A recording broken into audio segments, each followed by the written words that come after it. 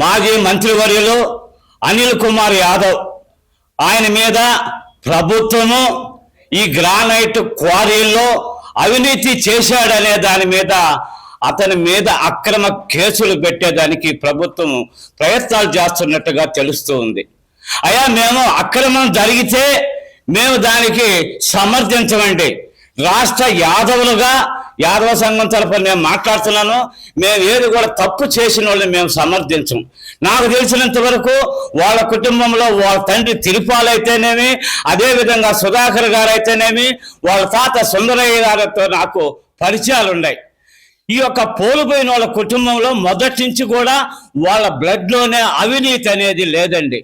కానీ మన అనిల్ కుమార్ యాదవ్ గారు ఎక్కడ కూడా అవినీతిని ప్రోత్సహించడం అనేది రాష్ట్రంలో యాదవులందరూ కూడా తెలుసండి.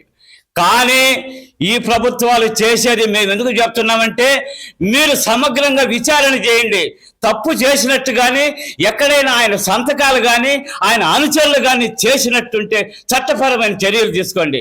అది కాకుండా ఏదో అసెంబ్లీలో అక్కడక్కడ అనుచితంగా మాట్లాడుతున్నాడనే కక్షపూరితంగా చేస్తే మాత్రం ఈ రాష్ట్రంలో యాదవులు ఎవరు కూడా సహించరు. కక్షపూరితంగా ఏదో చెయ్యాలనే ఆలోచనతో చేస్తే ఈ రాష్ట్రంలో ఉండే యాదవులందరూ కూడా తగిన విధంగా ఈ యొక్క అధికార ప్రభుత్వానికి భవిష్యత్తులో తగిన గుణపాఠం చెప్తారని ఈ యొక్క కూటమి ప్రభుత్వం, ఇటు తెలుగుదేశం అయితేనేమి, జనసేన అయితేనేమి, బీజేపీ పార్టీలు భవిష్యత్తులో తగిన మూల్యము చెల్లించుకోక తప్పదు.